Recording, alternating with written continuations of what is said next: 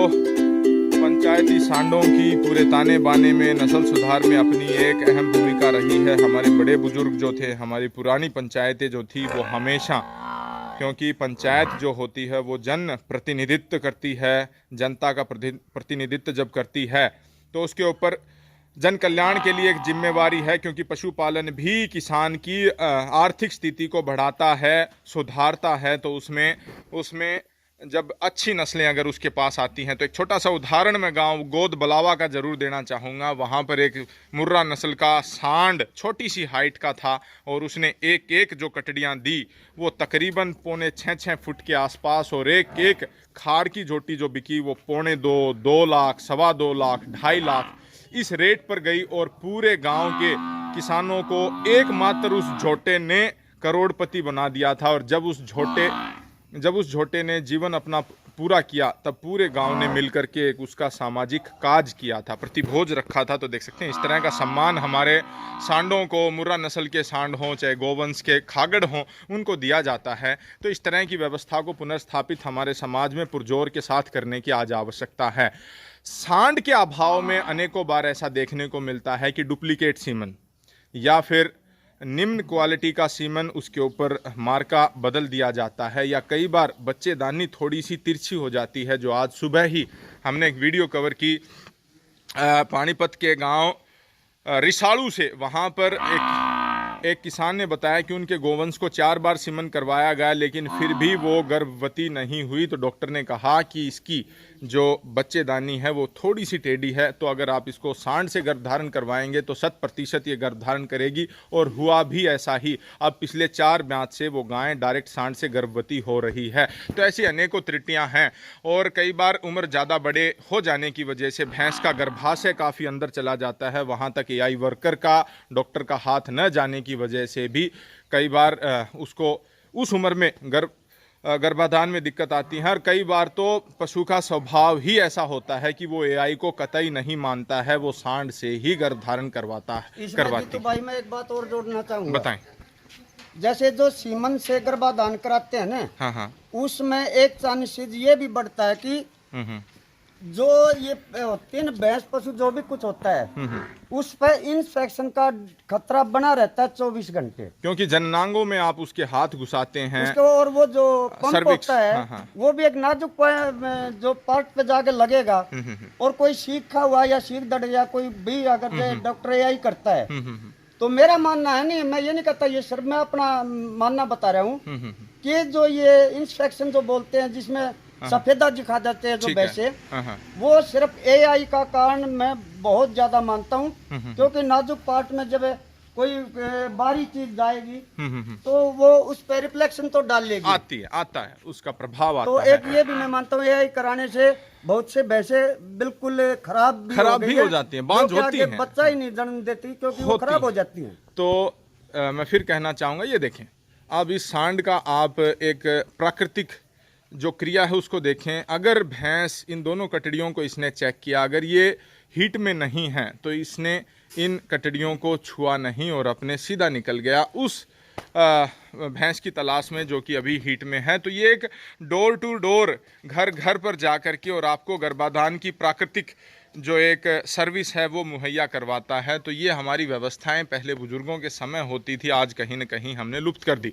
कई बार ऐसा भी देखने को मिला प्रधान साहब कि थारपारकर नस्ल की गाय है, डॉक्टर को बुलाया गया कि डॉक्टर साहब आप आएँ और थारपारकर नस्ल का ही सीमन रखें।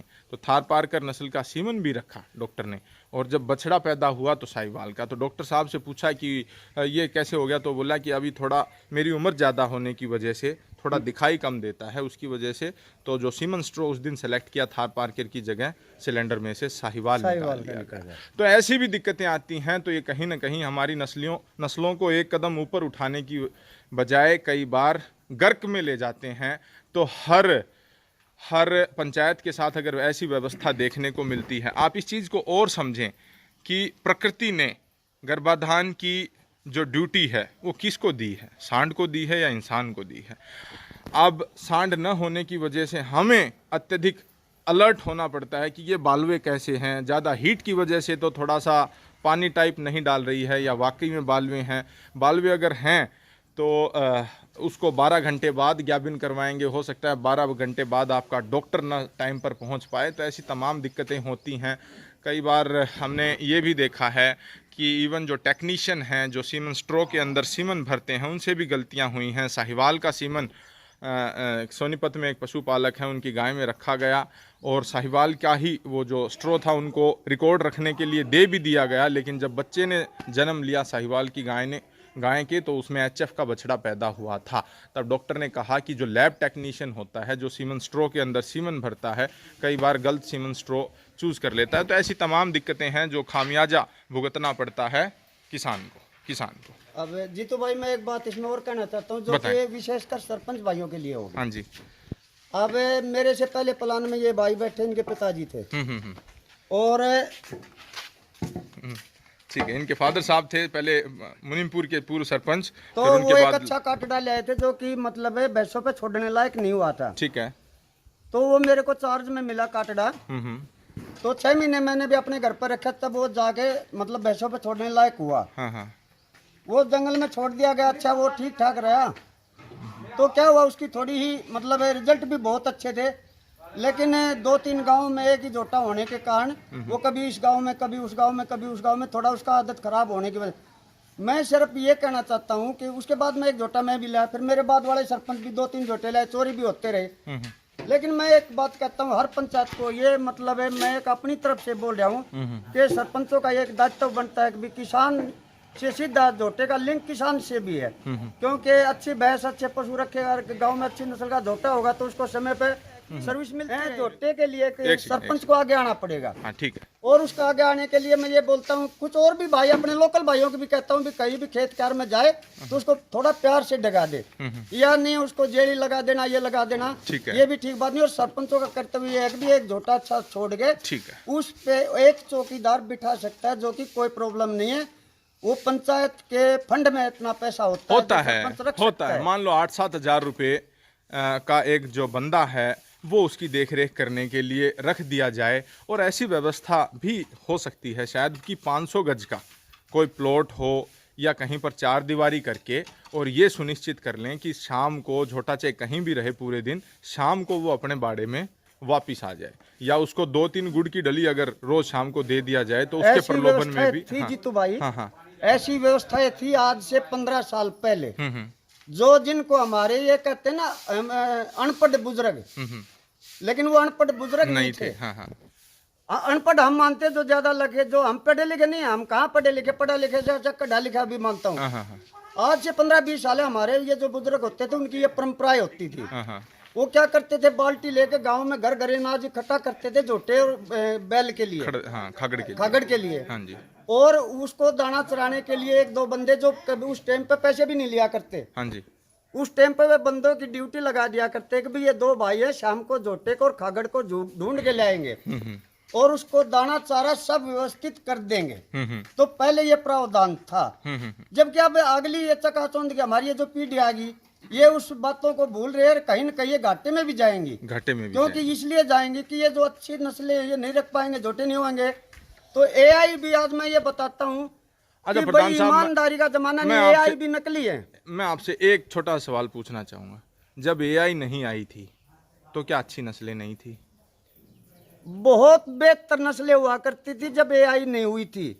और मैं एक बात और बता देता हूँ, जो भाई ये बर्ड लाइन के चक्कर में पड़ते हैं ना, मेरा एक सगा भाई है जो मेरे ताऊ का लड़का, एक पहलवान जोटी लिया है, आज से करीबन 35-40 वर्ष पूरा। उस टाइम 15-16 लीटर का एक ट्रेंड होया करता कि बहुत ज्यादा हो गया, नाम होता था। उसके घर पे वो जोटी उसने रख ली, तो उसने अच्छा दूध दिया 15-16 लीटर। तो उसके बाद भाई जीतू 8 बार ब्याई उसने कटड़े दिए।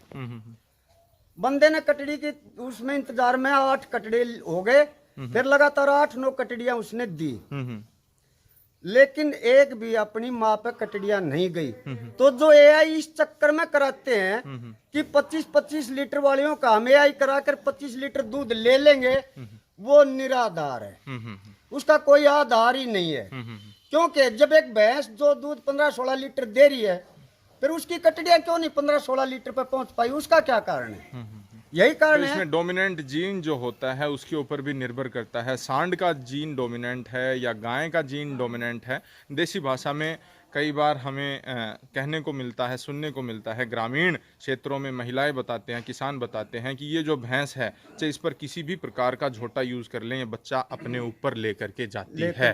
तो ये जीन डोमिनेंट है भैंस का। लेकिन कई बार बुल का अगर जीन डोमिनेट करता है तो किसी भी प्रकार की भैंस या झोटी में से बच्चा जो होगा वो अपने ऊपर अपने ऊपर खींचता है। वो जीन डोमिनेंट होना जरूरी है। और जीन डोमिनेंट तभी होगा जब वो बचपन में वो जो कटड़ा है अपनी माँ का पूरा दूध पिएगा, पालन पोषण में उसकी किसी प्रकार की कोई कमी नहीं रह जाती है। लेकिन फिर भी ये जेनेटिक्स है, 100% इसमें कुछ भी नहीं कहा जा सकता। बस हम अच्छे सांडों का एक महत्व समझें, इस चीज़ में कोई दो राय नहीं है। तो इन्होंने जो जानकारी दी कि कटड़ी जो है वो लाला प्रधान सर की पिछली बार एआई करवाई लेकिन रिपीटर बन गई, तो अभी आपने क्या हृदय परिवर्तन आपका हुआ है कि एआई ज़्यादा बेहतर है या आप सांड से करवाना उचित रहेगा? नहीं जीतू भाई, मैं अब इससे आगे है ना, मैं अपनी किसी भी भैंस पे झोटी पे कोई एआई नहीं रखूंगा। नेचुरल प्राकृतिक हीट में जब आएगी और नेचुरल ही मीटिंग कराऊंगा। मैं सीमन का यूज बिल्कुल बंद कर दिया, नहीं करेंगे। तो ये देख सकते हैं आर्टिफिशियल इंसेमिनेशन के अपने फ़ायदे डॉक्टर्स हैं और जो हैं वो गिनाते हैं। लेकिन अगर एक सांड को बीमारी डिजीज़ टेस्टिंग अगर उसकी करवा ली जाए अच्छी तरह से और फिर उसको ग्रामीण व्यवस्था के लिए छोड़ा जाए तो काफ़ी अच्छी नस्लें वो भी विकसित करवा सकता है। तो इसी कटड़ी का उदाहरण लेते हैं। इसका 1-2 बार जो एआई करवाया गया है इसके ऊपर रिजल्ट अनसक्सेसफुल रहा है, अब तक परिणाम नहीं मिला है। तो कहीं ना कहीं एआई सिस्टम जो है, अब जिसने सीमन निकाला वो अपने पैसे लेकर के चला गया, सीमन बैंक वाला, उसने अपना सीमन बेच दिया। जिसने नाइट्रोजन बनाई वो नाइट्रोजन बेच करके और सीमन को प्रिजर्व करने के लिए वो बेच करके चला गया। जिसने सीमन सिलेंडर बनाया उसने मुनाफा कमाया और उसने सीमन सिलेंडर बेच दिया। एआई जिसने की, डॉक्टर ने, एआई टेक्नीशियन ने, उसने अपनी फीस ली और वो निकल लिया। लेकिन पिछले 2 बार से जो झोटी ज्ञापन नहीं रुक रही है तो इसका खामियाजा कौन भुगत रहा है? किसान। उसका किसान भुगतेगा, उसका मालिक भुगतेगा। और मैं फिर यही कहता हूँ भाई, क्योंकि ये तो सब है ना, ये एक ग्राम प्रधान के ऊपर बात है। वैसे पहले तो लोकल पंचायतें लिया करती थी, लोकल सेल्फ गवर्नमेंट, पंचायतों के पास पैसा नहीं आया करता, आजकल सरकार देने लगी। ठीक है। तो मैं तो यही कहता हूँ भी सभी सरपंचों का ये दायित्व बनता है और सभी कामों को, इस दर उधर की बातों को छोड़ के, मनमुटाव को, गांव में अच्छी नस्ल का एक जोटा वंश का और एक गोवंश का जरूर रखें और हर 3 साल बाद उसको दूसरी पंचायत के साथ फेरबदल कर ले, ताकि उसका जो मीटिंग है उसके जो अब खानदान पे कोई असर, बुरा प्रभाव ना पड़े। इसलिए उसको तो देख सकते हैं लाला प्रधान सर हैं, काफ़ी अच्छी प्रैक्टिकल जानकारी इन्होंने दी है कि किस तरह से उनकी झोटी, एक झोटी अंदर भी है जिसके काफ़ी बार से 3-4 बार आप उसको गर्भ धारण करवा चुके हैं 3-4 बार और नहीं रुक रही है। तो एक और झोटी यहाँ पर है, इसकी क्या कुछ डिटेल है वो लाला प्रधान सर से लेते हैं, बताएं। ये जीतू भाई, हाँ आगे आ जाएं, हाँ थोड़ा सा बस, ठीक है। ये जीतू भाई पहली बार ब्याई हुई है, ठीक है। जब ये ताजा ब्याई हुई थी, इसके नीचे 14 किलो दूध, ठीक है, और 1 किलो 400 ग्राम मक्खन, ठीक है, टिंडी की, ठीक है, हाँ हाँ, ये इसके नीचे था। एक कटिया थी, कटिया के लालच में मैंने रख ली थी। अब प्रॉब्लम ये है कि मैंने एक और भैंस बदलनी है, ये बाखड़ी हो चुकी है, मेरा काम नहीं चलेगा, मैं बेचना चाहता हूँ इसको। और मैं पहली वीडियो में इसकी जिक्र किया था कि भाई मैं किसी कटड़े वाले को ये दे दूंगा, और बेचने का कारण ये रहा कि भाई मैं एआई कराता रहा, ये बार बार रिपीट करती रही, ये रुक नहीं रही थी, ये फिर हिट में है, अभी हाल में हिट में ही है। और भाई मैं अब इसको ये देना चाह रहा हूँ, मैं बताया कि भाई अब दूध की जरूरत है, ये दूध कम दे रही है, 8 महीने की ब्याई हो चुकी, और मैं ये कटिया करके दूंगा। ये नहीं है कि भी मैं कोई ऐसे भैंस करके दे रहा हूँ या अच्छी करके या कुछ भी है, ये बुरी है अच्छी है, जो मैंने बता दिया 14 किलो दूध था, 1 किलो 400 ग्राम मक्खन भी था। अच्छी समझो बुरी समझो, मेरा विश्वास करो वो आपके ऊपर बात है, ठीक है। 40,000 रुपए जब मैंने जो बात की थी वो चाहे मुसलमान की थी चाहे कटड़े वाले की थी, उन्होंने इसके 40,000 रुपए लगाए हैं। और जो भाई ये कह रहे थे मेरे को कि भी प्रधान जी इनको वहाँ कटड़े वालों को मत दो, हम ले लेंगे, उन्होंने फोन दिया नहीं, मेरे से बात की नहीं। मैं स्पेशल उन भाइयों को कहना चाहता हूँ, 40,000 रुपए कटड़े वाले लगा के गए थे, 1000 रुपये कम, इसलिए कि भी कटड़े वाले के ना जा, 45,000 रुपये में इस झोटी को दे दूंगा। दे देंगे खाली करके? खाली करके, खाली है जी, खाली करके नहीं, खाली है अभी ये। हाँ, मतलब खाली करके, मतलब खाली मान करके आप इसे ले जा सकते हैं। 45,000 रुपीज़ इन्होंने इसका मूल्य निर्धारित किया है। और क्या सूचना है? ज्ञाबीनगर हो जाती है तो ज्ञाबीनगर जी, हाँ ये मैं वो थोड़ा बात कहना भूल गया। अगर जीतू भाई है उस भाई के पास जो ले जाता है, जब ये ज्ञाबन रुक जाती है तो मैं ये नहीं कहूंगा कि ब्याने के बाद लूंगा, क्योंकि इसका तो मैंने इस ब्यात में पूरा ब्यात पी है मैंने, तो सब कुछ मैंने पता। ये तो है नहीं कि ब्याने के बाद इसके थन देखने, थन मैंने अभी देख रखे, जो भी कुछ नुक्स पे सब कुछ मेरे को पता है। लेकिन आज मैं जीतू भाई के चैनल पर खड़ा होकर ये ऐलान करता हूँ, जिस दिन ये झोटी ब्याने से 10 दिन पहले मेरे को फोन कर देंगे, 1.25 लाख की मैं वापिस ले लूंगा। ये जीतू भाई के वीडियो पे ऐलान है मेरा। ठीक है।